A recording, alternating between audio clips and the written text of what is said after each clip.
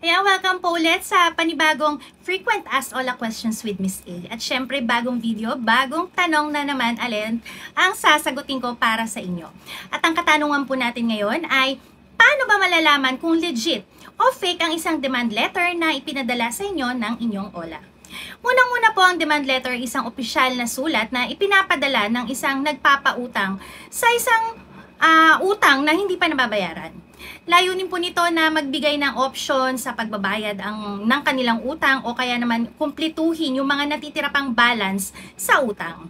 Sa ilalim po ng batas ng Pilipinas, ang isang OLA ay maaaring magpautos sa isang third-party collection agency o di kaya abogado upang mangolekta ng utang in their behalf.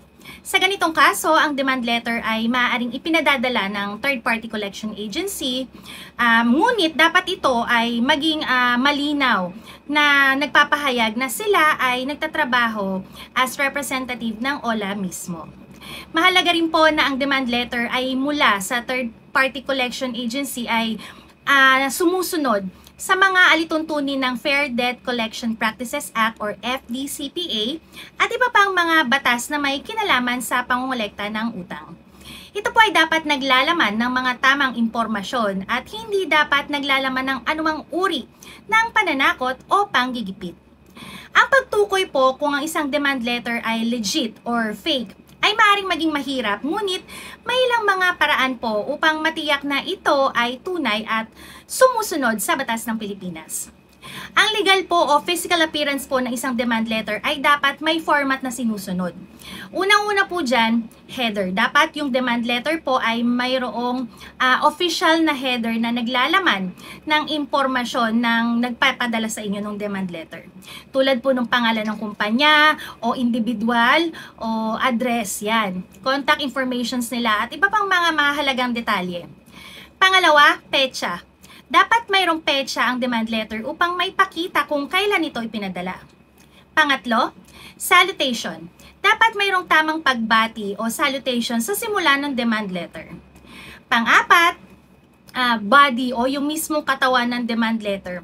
Ito po ay dapat naglalaman ng detalyadong impormasyon tungkol sa inyong utang.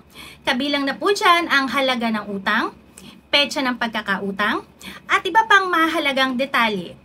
Dapat ding ipapahayag doon ng maayos at in professional manner yung need nila na ikaw ay magbayad sa inyong utang.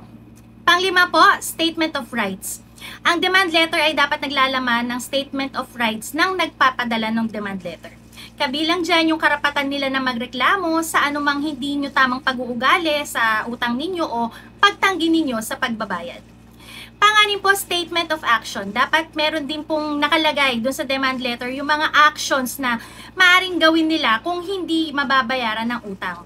Katulad po dyan yung magpaghahain nila ng kaso sa korte, yan. At syempre panghuli po ang closure. Dapat mayroong tamang pagtatapos o closure dun sa demand letter tulad ng pagpapasalamat sa pagtugon ninyo sa kanilang letter o sa paniningil nila ng utang sa inyo. Sa kabilang banda po, ang peking demand letter naman mula sa OLA ay maaaring hindi sumusunod sa patakaran ng FDCPA. Narito po sa mga sasabihin ko yung mga palatandaan. Unang-una po, walang detalye. Ang peking demand letter ay maaaring hindi nagbibigay ng malinaw na informations tungkol sa utang nyo. Pangalawa, ito po ay maaaring naglalaman ng mga hindi nararapat na pananakot o panggigipit sa inyong utang. Pangatlo, ang peking demand letter po ay maaaring hindi nagbibigay ng terms sa utang na inyong babayaran.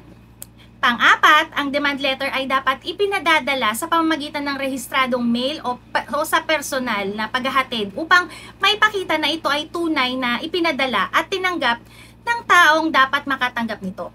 Hindi po ito dapat natatanggap sa email, sa text o kaya naman sa call. Ayan, mahalaga na maging maingat at maging kalmado habang sinusuri ninyo ang demand letter na natanggap nyo. Mahalaga din na tugunan ninyo ito ng maayos at kung may mga alinlangan ka sa nilalaman ng demand letter, maaari kayong kumonsulta sa isang abogado upang matugunan or matulungan kayong maunawaan ang inyong mga karapatan at mabigyan kayo ng mga tamang payo.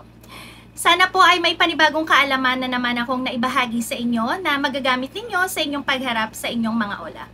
Siguraduhin pong naka-like, follow at subscribe kayo sa aming mga official social media accounts para updated kayo lagi sa aming mga latest OLA contents.